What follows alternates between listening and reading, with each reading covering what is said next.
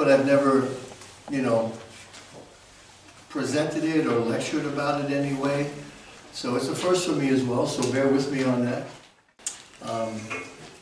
And so somebody asked me a question before I got started, like how I even got into this and why I got into this.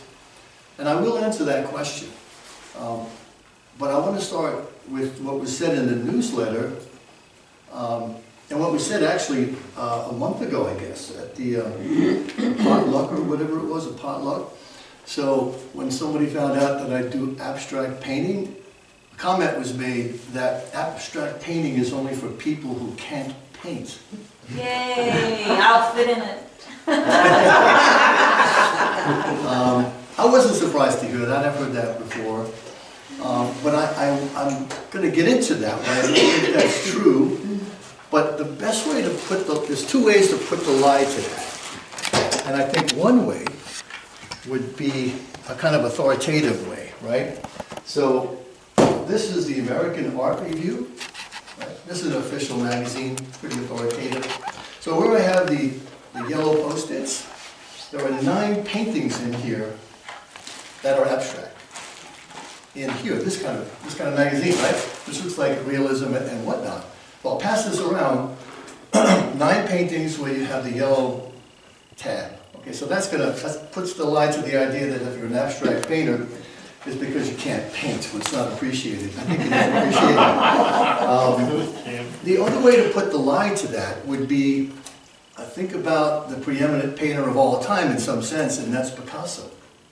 And Picasso starts out painting very young. I went to his museum in Madrid, and I think he was painting like Renaissance painter when he was 14 years old. Wow. That young.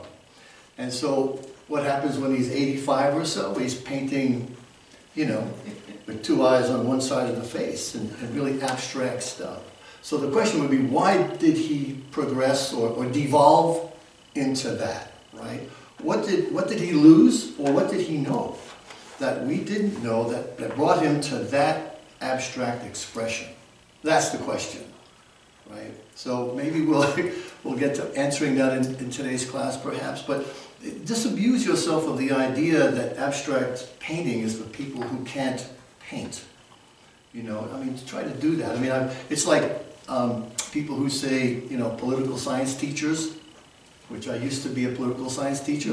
What do they say? They say, oh, you're teaching political science because you failed running for political office. You hear that often, right? And that's okay, that's part of the territory when you become a teacher, that kind of idea. So I'm going to be just reading a little bit here and start off with definitions, right? So what does abstract art mean, right? Well, the word abstract actually means to separate, or to withdraw something from something else. That's what it actually means, technically speaking, abstract, to abstract, right? And what abstract does, it approaches the visual environment differently than realism, differently than, I would say, stylization, differently than many other movements up till about the 1800s. Right? Because most art, if you look at Western art especially, it starts with, depending on the skill of the culture, it is attempting to be representational of reality, right? So even though the Egyptians might put, you know, an eagle's head on the top of a human body, it's still an eagle's head and a human body, right? So the idea is to be representational of reality. So that's what realism is doing. And then if you look at the way our culture in the West has evolved, it changes with technical ability and virtuosity, and especially with the discovery of perspective in the Renaissance, and that opens a lot of things up.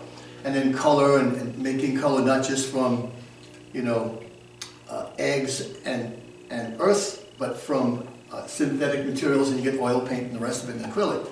So it has a progression in the West that way. Right, and I would say that progression idea, the progressive idea, almost changed for its own sake. Almost, right? See, a lot of people put down abstract art because they think, oh, you're just, and this is part of what it is actually. It is to shock for shock's sake, in some sense, it is. But that's not all it is, right? And if you talk about shock, look at Michelangelo. So when he was painting, he's painting in the Renaissance time, and as he's shocking people, he is. He's painting realistically. So realistically, he's painting them all in their birthday suits, right? That's pretty shocking at the time. And he wanted to do that, because it was, what did he say? It was, God created us this way, and we should show our glory to the rest of the world, that kind of idea. So abstract art is about shocking, but it's not only about to shock. I think if you think that's all it is, then you kind of think, well, I can shock anybody, so what makes me a good painter, right? And I understand that. And another thing that's going to, I think, maybe confirm the suspicion about abstract painting being not really good painting is that there is a, well, abstract painting, again, it doesn't paint reality corresponding to reality, right? But here's the interesting thing. What do we have in the art world? The art world is different than the painting world, because it's dealing with money and culture and things like that, right? So there is a character in Southeast Asia, and people have decided, somehow they found out, that if they give this character a large paintbrush, and with paint that he can choose from, and a big canvas, and the character wraps his elephant nose around the brush, dips it in some paint, and starts painting on the canvas, that becomes art. In the art world, that can sell for good money. That's an elephant that paints abstract art, right? So that gives abstract art a bad name too, I understand, it does, right? What do people say? Well, my 2-year-old could do that stuff, you know? And when you look at some of this stuff in here, you'll ask yourself, well, I think you'll say, well, no, I don't think a 2-year-old could do this stuff, actually. Because it's a method to the madness. That would be a nice way of defending it, I think. A method to the madness, right? And it's, again, it's a cheat sheet. You look at it, and it can help you understand. There is actually compositional, I would say, there's compositional integrity in these pieces.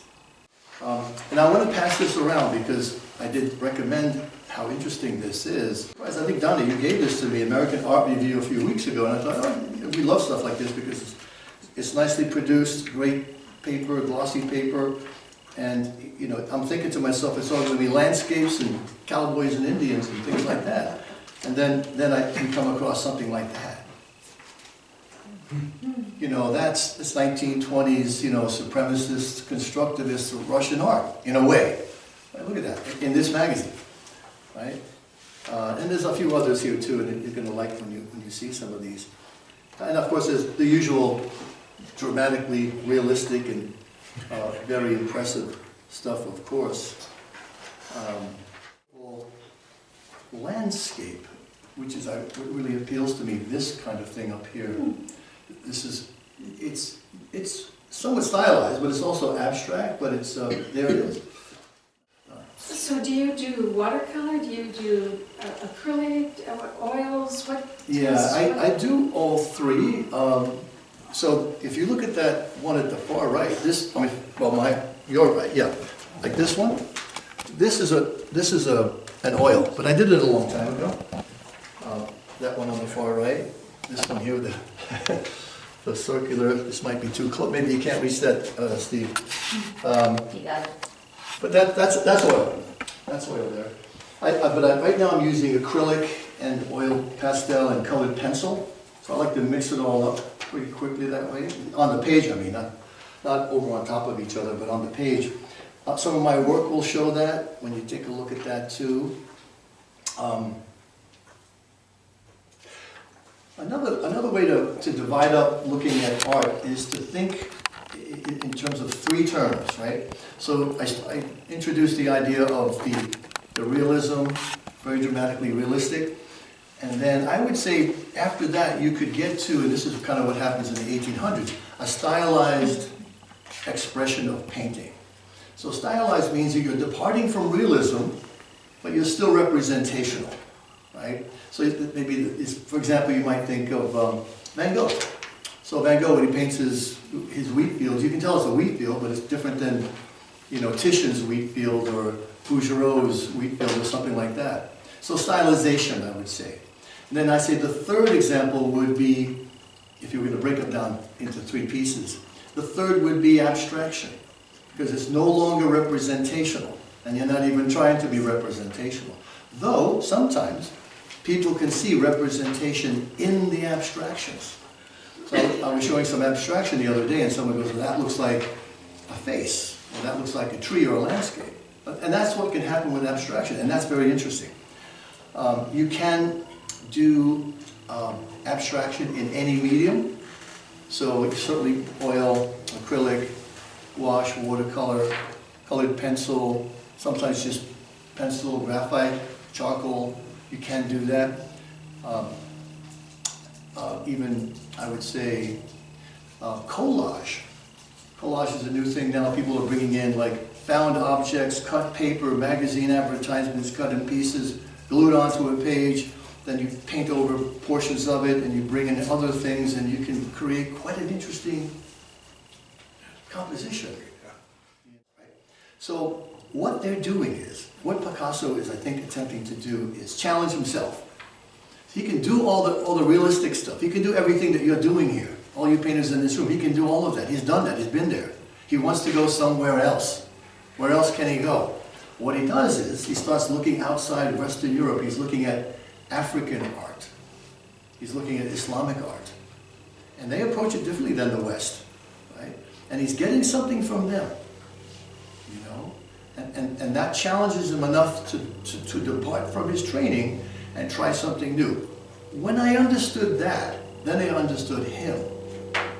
And that was the epiphany, right? So, and the thing is, and what I'm doing now is not simply talking about it, but the epiphany is never something that's in your head, it's in your whole gut and your body when you have an epiphany, right? And so from that moment on, I was a different man in some way, but it didn't show externally or anything like that. But I remember thinking, now I got it, now I understand it. And it was nice to understand something you've been challenging yourself with for years, right? But it was an honest turn. I didn't force myself to like it because my teacher liked it and I was supposed to like it. So if don't come to abstract art if you don't think you need it or you're not interested. That's totally fine. You have to be authentic about it. You want to use all the different shapes and designs. Would you have to be thinking about those? Yes. Well, you do, but you do think about it, right? Because you know, if you're saying to yourself, "I want to do a cruciform," that's thinking about that, right? But then once you decide that, then you've got the colors, you've got the shapes, and then after you have a few things on the page or the paper or the canvas, then in some sense it speaks back to you. Do something else with the surface. That's a pretty cool thing to feel because that becomes spontaneous and unplanned. And most of the time, I like what comes out of it. Sometimes, a lot of it depends also, Donna, on the mood I'm in, right? The mood I'm in. So some of these things, like this one, this is an interesting, maybe you can zoom in on that one there. See this one. That's pretty frenetic, isn't it? I mean, but I like that. I like that piece. So that's pen and ink. Bowling balls. I'm sorry. I'm sorry? Me. Yeah, yes. I like the ones with the balls. The one with It looks like bowling balls. yeah. You mean That's what I see. You mean this one here? Yes. Yeah, thank you. This was done a few years ago. This was in oil. This was based off of the other guy I liked. His name is Vasily Kandinsky. So that was my homage to Kandinsky. That was the name of that piece. And I still like it. It needs to be reframed, I guess. That's the one you're talking about, the big one, yeah? And then the one next to it to the left is Donna's favorite. She stole it off me one time here. This one here? No, No. this one here. The one that's properly framed. Donna did justice to the painting by doing that, which was very nice. That was very spontaneous, Donna, yeah. And that's almost all soft pastel and oil pastel. Were you trying to get a sense of 3 dimension in it? Because it looks very three-dimensional. Yeah, I didn't start that way, no. I started because I had the soft pastel and the oil pastel. I wanted to see if I could work them together. I painted it during daylight. Some of my paintings are done at night for some reason, but that one was during daylight, so there was a lot of light in the room. And it spoke to me with the three-dimensionality of it. And I don't start out with doing that, but when I find that, I go with it and it makes the painting more interesting, even though it's abstract. Right? I mean, I look at it, there's some sense of a Grecian column there to some extent in the middle, but I didn't plan that. But I do know a lot about Greek history and stuff like that, so, but I like that it comes out that way. You use a ruler? I'm sorry? You can use a ruler? I did not on that piece, but there's a couple of pieces I do, but that's rare now. That's rare. I eyeball stuff a lot. So I'm passing around that one. Yeah, you have a question, Dennis? Explain yourself on this one here, on the black stand. This one, yeah. Yes, Um, I love that. Kind of feels like I'm on trial. Explain yourself. No, I just want to see what you see in that. I mean, because I see what I see, and to me, Yeah. We see the same thing, and we see the same thing. yeah. So In that. I'm twice as intimidated then, okay. No. No. I know, I'm joking. Well, I was upset. I think that's why it's got that jagged edge to it, and I liked where it was going that way. I was by myself and at night, and I liked where it was going. There's a dimensionality to it. There's almost an horizon line to it, right? And I like that part of it too. What is it exactly? It isn't anything representationally, but it is a visual expression of an emotional feeling. Yes. Yes, that was quite frenetic and upset and unsure of things. It That's looks very angry. Yeah. It That's does. what I thought from the minute I saw it. Yeah. And I thought it was interesting how it pulls an emotion. Yeah, Yeah. yeah, it's jagged edge all over it. Yeah, What I see in this, because in my types of painting that I really love, yeah. is military type stuff and everything. Oh, But I okay. deal with like a semi-realism, Yeah. but I love ships. I love the sailing ships. And I see that I see that too. on here I see and the here, chaos. it's like in close combat. Well, I like that. And Two it's square very, rails and I see that, combat. and as soon as I saw that, I saw it especially like that, because it really, it's in close combat. I like that. It's just Yeah. the sailing type ships Yes. of the 17th, 18th century. I have found my friend is is white paint. My friend is white paint because sometimes certain part won't work here and I'll white it out. And then that gives it a certain kind of dimension it didn't have before I did that. So that's the interesting thing you learn when you do abstraction. There's a method to that madness after all. Yes. I think that Yeah, it's interesting what you're talking about, making the painting, and the response to everybody, including myself. When I looked at it, the first thing I thought was sailing ships, and apparently several other people did. And yet you are the painter, and you didn't see that at all. no, I did not see that at all. I did not. Yeah. Well, as you're doing these, do you think in terms of 3 dimensions, trying to get space into I these? do, Steve, I do that. Sometimes I insist on it in the painting, other times I really don't. But I notice that I do manage to bring that about on occasion. So here's an oil painting I did fairly recently, and this is an interesting piece because this is all spontaneous with oil paint. So I didn't use any pencil or graphite or magic marker or oil pastel, just brush. Normally I like to use a hard implement actually these days, but that's all paintbrush. It's interesting to me that you've got both what appears to be objects as well as gestures. Correct. Reminds me of Christmas. Yeah. Steve, could you pull out just a little bit to get the whole thing if you don't mind? Yeah, that's good. Yeah, I mean the idea is, I thought I was There you go. I was gonna paint grapes in a wine bottle. But it devolved. I like the grapes, and then it exploded upon itself into something. The grapes. Uh, Do you ever take them and turn them upside down and look at what they're? I do. I do. I think this is a really interesting, but I find it's, Better on upside down, yeah. well, I don't know, but it's very different. It gives me a different message. So, Okay, I just had to ask that. no, that's totally fine. There's an artist at the gallery, I assume she's still there, It's all that wonderful. that made large paintings, abstracts. Yeah. And I personally don't care for most abstracts, but hers I really like. And I used to help her hang her pictures every time it was change day. And I pick up her painting, and which way do I put it? Well, either way.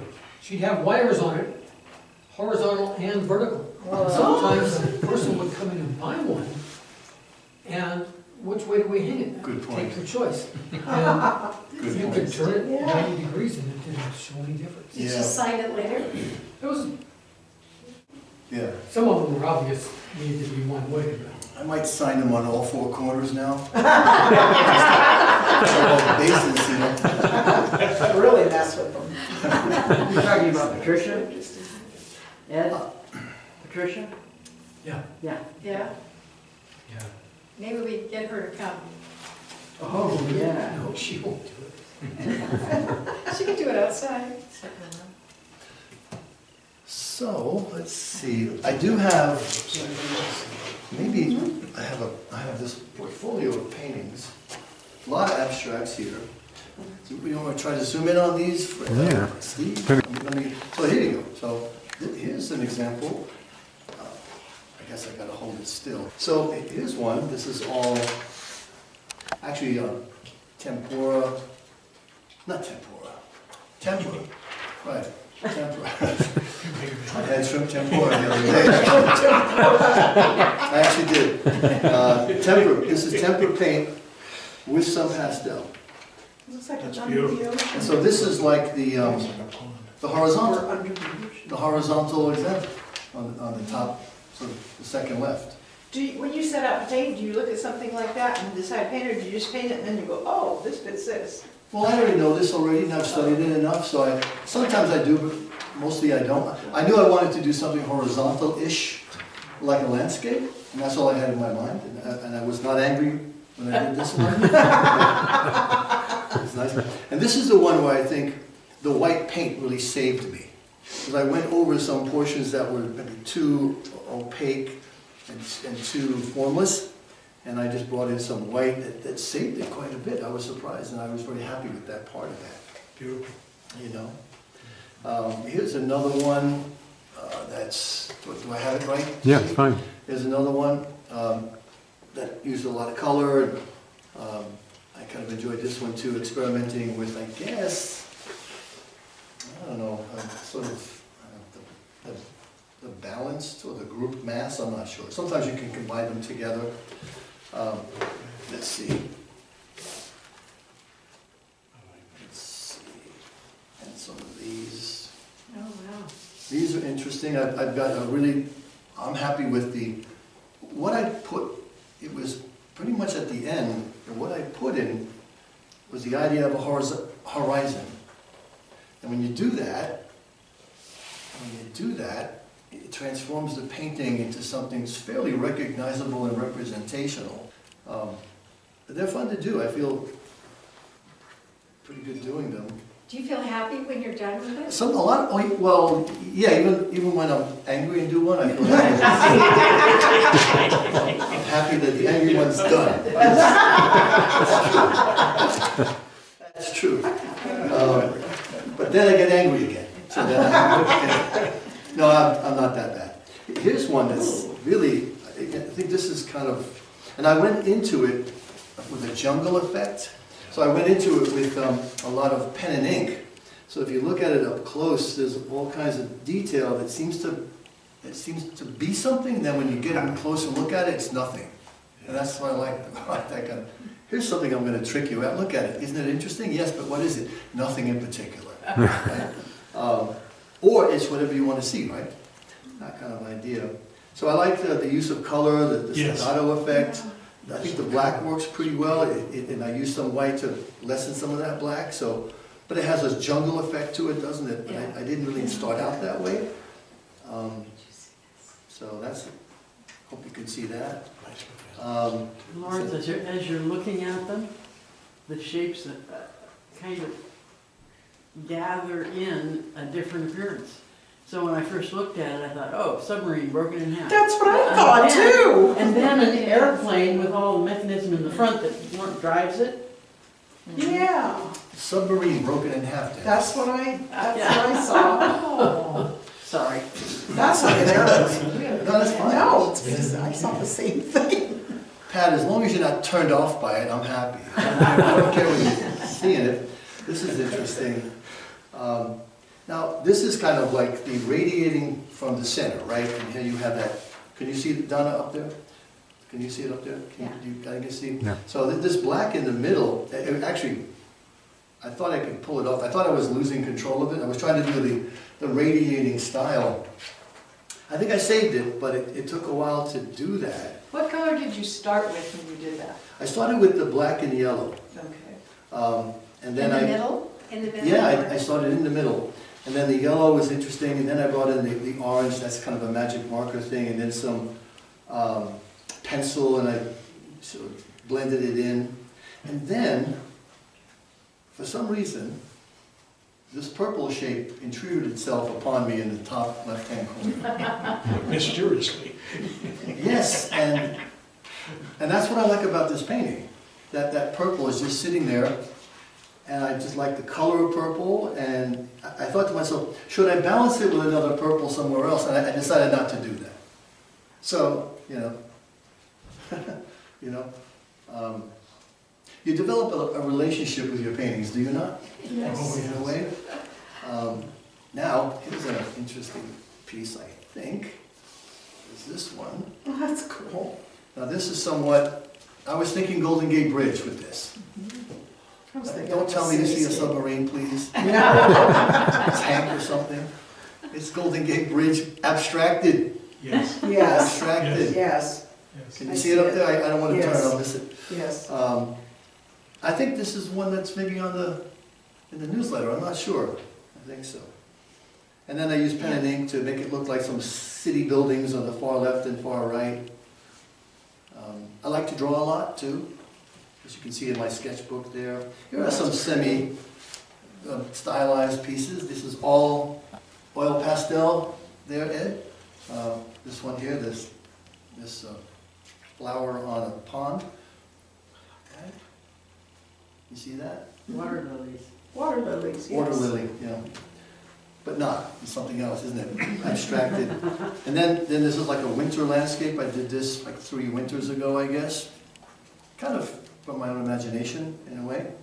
This is all oil pastel as well. And quite a few others. Can you see, how is that looking up there? Looking fine.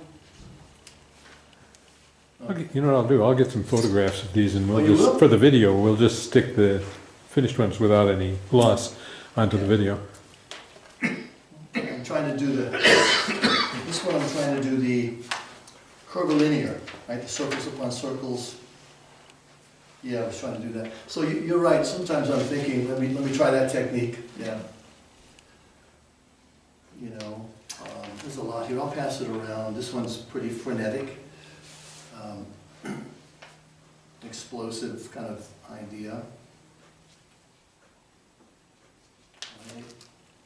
Ooh, that's neat. Oh, you like that? Tell us about that. It's rather flat, there's no dimension, but I'm glad you like it, thank you on that. Yes. Can you talk about it? I can.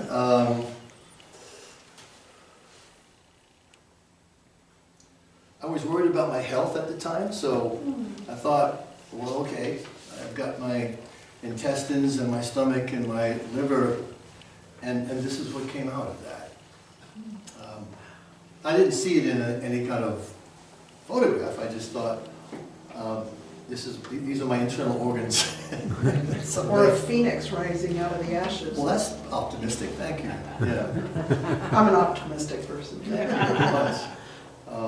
Do you like this one, Donna? Is that Yeah. why?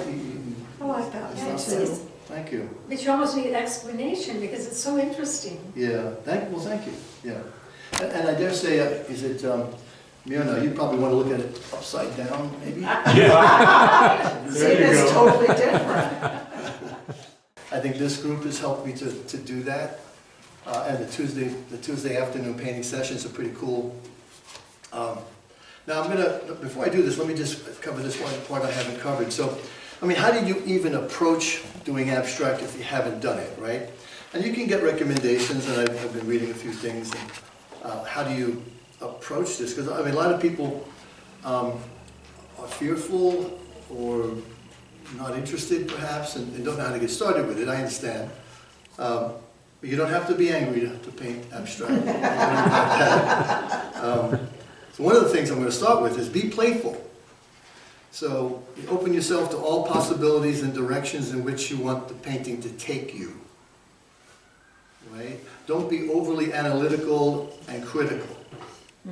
Right? So I can be those two things, but I can let go and be abstract in that way. Picasso said, in order to do art, you have to close your eyes and sing. And he says, play music if you want. Sometimes I do that, sometimes I don't. Sometimes I paint in solitude. But yeah. See, I would say in order to do abstract art, close your eyes and get angry. Let it out, right? This is what I haven't done, but I've heard that this works. Because as you see, I don't work too large, but I'm going to start doing that. So a lot of abstract painting is, you know, like 3 feet by 4 feet and 4 feet by 6 feet. Actually, when I was younger, I did paint in those sizes, but not abstract. So, but I think when I look at videos and see other people, and I go to Carmel galleries and stuff, the abstracts are large pieces. And so I think that venue, when you approach a surface like that, I think it can encourage you to let go. If you want to let go, you can let go with fierce brushstrokes, right? So work large would be a way of approaching the abstract painting environment, right? Working larger. Bold forms, large strokes. Maybe start, one recommendation, one artist said, start with a limited palette, one dark color, one light color, and one mid-tone color. And see what you can fashion abstractly out of that. Too many colors might be intimidating when you're first trying to do abstract. But that makes sense, actually. A lot of the abstracts I used to do were just black and white, you know, graphite and charcoal and things like that. Another thing to do, which I don't do, but I think I'll start, is paint standing up. How many people paint standing up? Is that right? Good for you. Now here's an interesting recommendation. So you have, you get like a broomstick, and you attach a brush to the end of it, not the bristle end, the other end. And then so you're standing quite far away, and you might have it, the canvas would be up or it could be on the ground, and you paint like that. So you lose some control, but that's the whole point. Yeah. Right? And so it's interesting shapes come about trying to do that. Right? And then the other example is draw or paint with your left hand. If you're right-handed with your left hand, what will come out of that will be surprising as well. You go back feeling like you're 5 years old, I guess, right? Like that.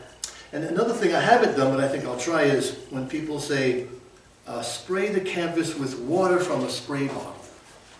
And I've seen work on when people do that. So they paint half the painting, and then they'll spray water on it, and maybe use a cloth to move it around, wait for it to dry, and maybe approach it with a pastel or pen and ink or something like that. So you can approach it in different ways at different times, even in different days of the week.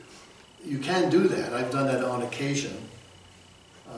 But the point would be to upset yourself and upset your own schedule as you attempt to do this thing that's hard to do, actually, right? And then sometimes people use like a squeegee or something like that with the paint that's on the surface.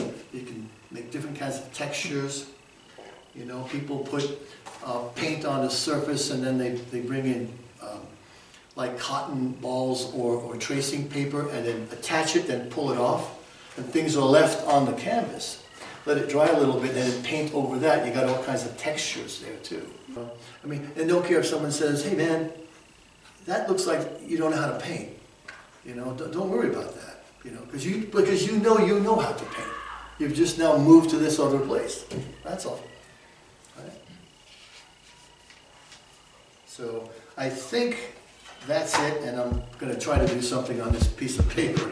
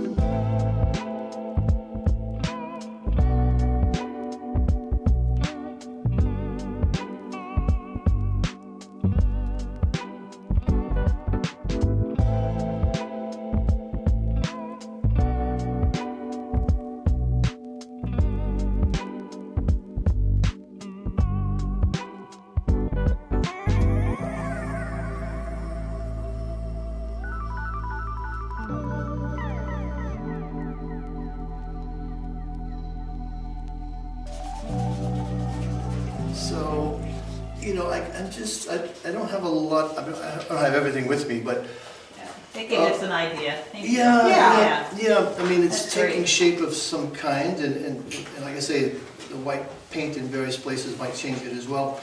I mean, what I would end up doing more of would be more blending to give dimensionality, and I would do that at some point, and that'll really pop it out quite a bit when you do stuff Right. like that, as you can see in some of my other stuff.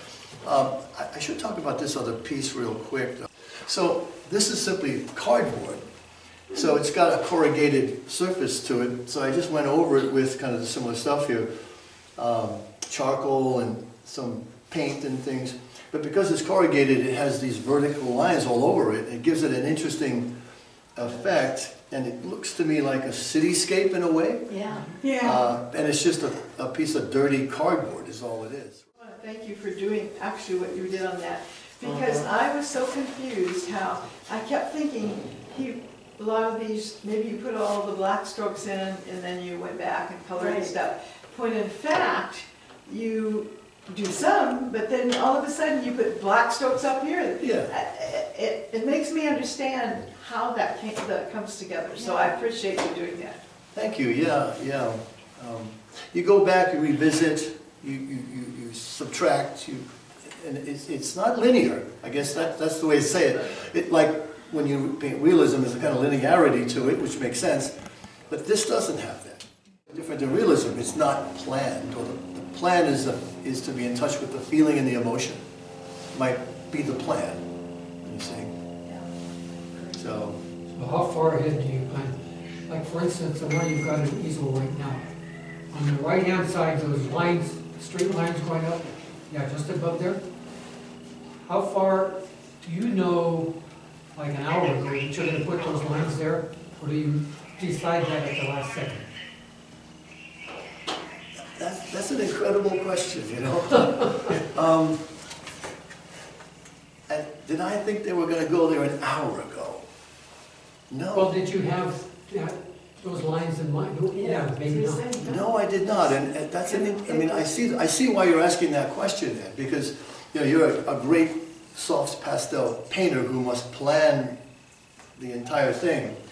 No, there is no plan, that was not planned. I didn't say, no, I'm gonna do that an hour before, no, not at all. I had something in my hand, I wanted to fill that space, but again, as I step back, I may white all that out though, with the white paint, you see, because it's not going anywhere. So that is what I often do. I re-correct it and redo it and reimagine it, you know? Because I am trying to do a kind of a crazy horizon here. I'm trying to do that. But I may abandon that. I'm not sure, you know? I love it, I don't think you should write it out. What do you guys think? Well, Yeah, that's great. I'll continue to work. I had some friends, and they knew I was painting, and they all said, commenting on my abstract, they all look alike, Lawrence. And I thought to I don't think myself, so, my no. goodness gracious. No, not at all. I don't All think look so. alike, you know? No, they don't, not at all. I should have said, you know, all you guys, you'll sound alike. Goodbye, you'll sound alike. All I need is one of you. But I didn't do that. But that was disappointing, right? It all looks the same. And I'm thinking to myself, well, no, these things look quite different by each other. There's submarines and the ships and things, right?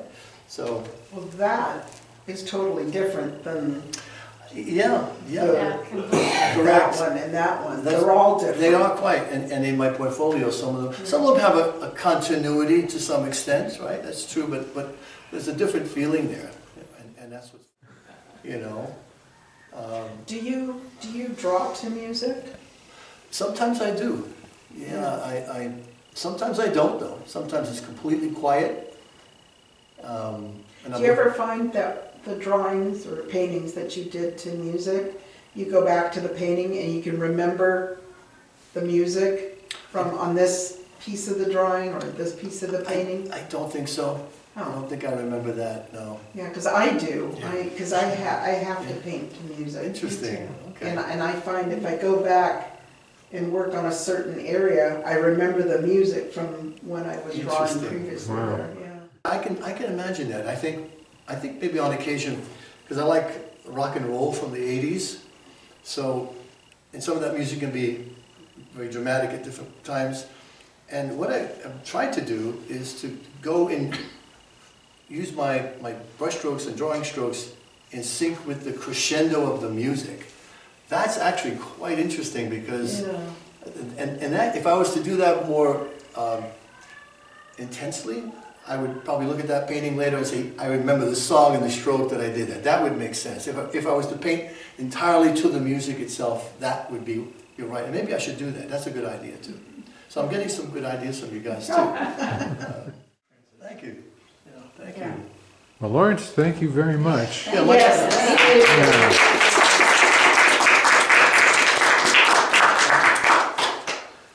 Marvelous. Thank you. Marvelous, marvelous. Well, I got that out of my system. Yeah.